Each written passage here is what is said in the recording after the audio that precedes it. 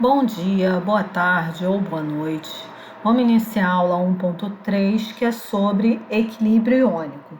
Agora a gente vai estudar o equilíbrio das soluções iônicas. Então, é o equilíbrio dos ácidos e das bases. Antes de começar o equilíbrio dos ácidos e das bases, a gente vai ter que ver o produto iônico da água, que é a constante de equilíbrio da água.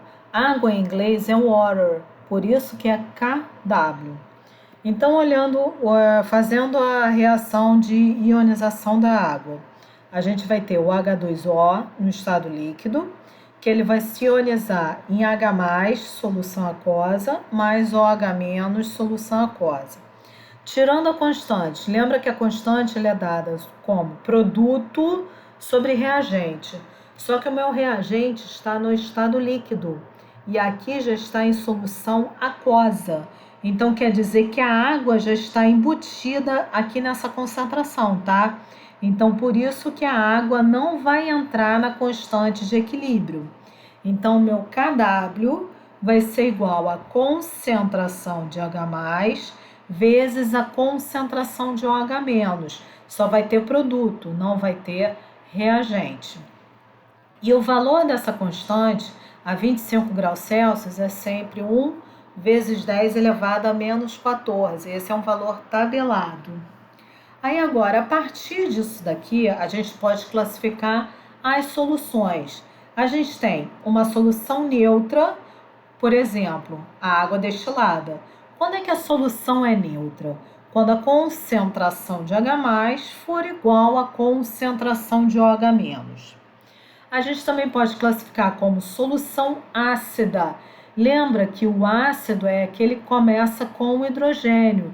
Então, quer dizer, a solução ácida, a característica é ter uma alta concentração de H+. Por exemplo, eu tenho esse meu ácido muriático, que ele é conhecido como ácido clorídrico. É ácido clorídrico ou comercialmente conhecido como ácido muriático. A fórmula dele é HCl. Então, quer dizer, ele é uma solução ácida, ou seja, a concentração de H+ é maior do que a concentração de OH-. E a gente tem a solução básica. A solução básica, a característica da base é ter OH. Eu tenho amônia diluída. A amônia diluída é uma solução de hidróxido de amônio, que tem OH-.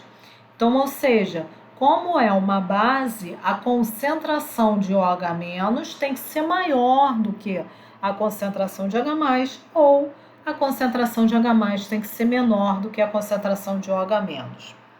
Agora, quanto maior a concentração de H+, mais ácida é a solução, assim como quanto maior a concentração de OH-, mais básica é a solução. Como você também pode falar, quanto menor a concentração de H+, menos ácida é a solução, e quanto menor a concentração de OH-, menos básica é a solução. Bom, aqui agora a gente tem para determinar o pH. Antes de determinar o pH, vamos lembrar da escala de pH.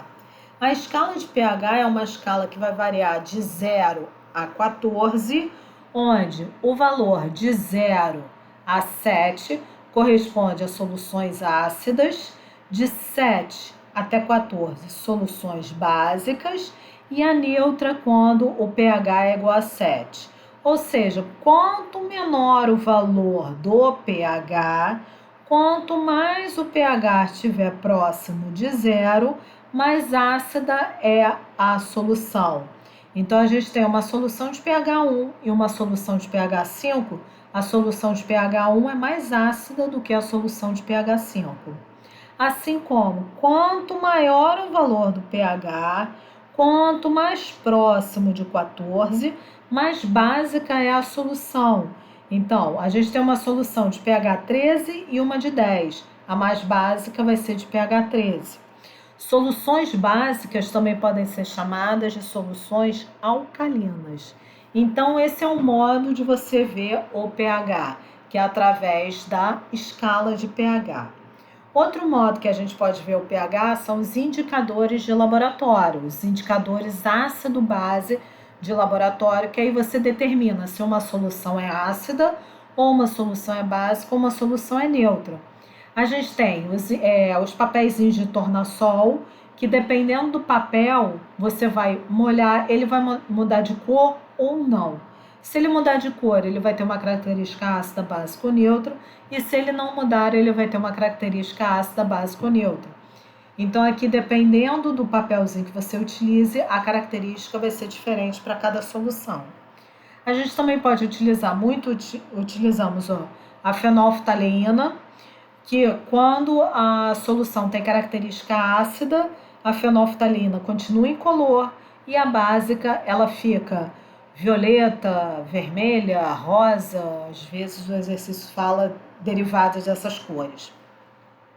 E o que mais se usa em laboratório é o azul de bromotimol, porque tem um espectro maior de cores para você determinar o pH. Então, se ele é um pH ácido, ele vai ter uma coloração amarela.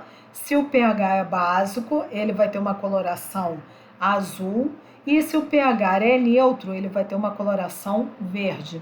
Então, esses valores, a cor relacionada ao valor do pH, sempre é dado no exercício, tá? Não precisa ficar decorando isso daí. Isso daí é dado do exercício. Outra maneira de você determinar o pH e o pOH é através dos indicadores ácido-base natural. A gente tem dois mais famosos, que é o repolho roxo, tá? É o repolho mesmo.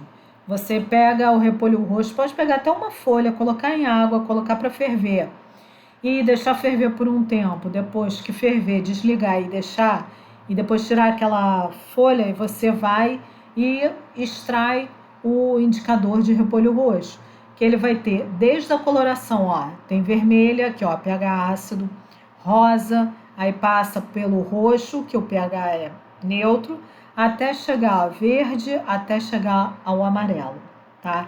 Então é indicador natural. Assim como eu tenho também as hortênsias, as florzinhas.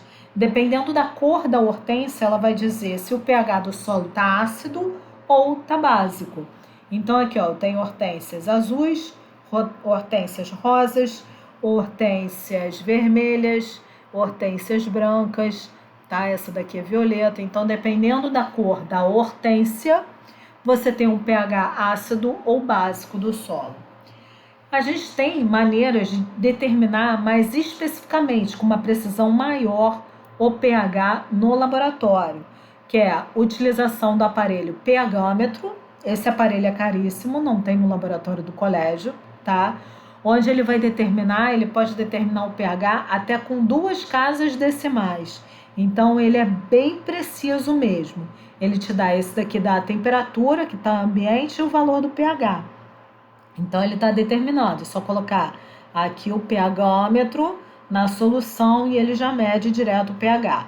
Ou então, utilizar umas tirinhas universais de pH, onde você mergulha essa tirinha na solução e dependendo do conjunto de cores que vai vir na embalagem o valor, ele vai te dizer qual é o valor do pH, mas ele vai te dizer o valor inteiro. O pH ele pode ser de 0 a 14 com o valor inteiro. Esse daqui, o pHômetro, é mais preciso, porque ele vai te dar o pH em decimal também, com 2 casas decimais. Aqui com a tirinha universal de pH não tem como você determinar os decimais do pH, somente o valor inteiro. Aquela cor corresponde ao valor 0 até ao valor 14. Qual é o valor? Aí você compara como está aqui na figura, tá? E outra maneira, se você não tem indicador ácido-base, se você não tem repolho roxo, se você não tem pHômetro, não tem essas fitinhas, é calcular o pH e o pOH. Para os ácidos, lembra que ácido começa com hidrogênio. Então, é hidrogênio, ametal, oxigênio, que é o ácido, um oxiácido, que é o ácido com oxigênio. Ou eu posso ter o ácido sem oxigênio, que é o hidrácido, que é o hidrogênio mais o ametal. Como é que eu calculo o pH? pH é para ácido, lembra que ácido começa com hidrogênio. pOH é para base, base termina com OH.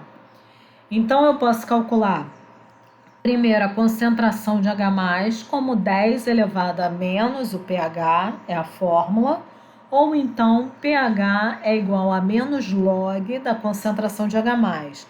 Não se espantem, porque esses logs vão ser logs fáceis, tá? Vai ter nada complicado. Esse é cálculo de pH para ácido. Agora vamos ver o cálculo do pH para base. Base é metal com OH, M de metal com OH. Então, eu vou determinar a concentração de OH-, que eu determino com 10 elevado a menos o POH. Agora, se eu quiser determinar o POH, POH vai ser igual a menos log da concentração de OH-. Repara que as fórmulas são iguais. Você só está mudando quem é o íon. Aqui, como é ácido, o íon é H+. Aqui, como é base, o íon é OH-.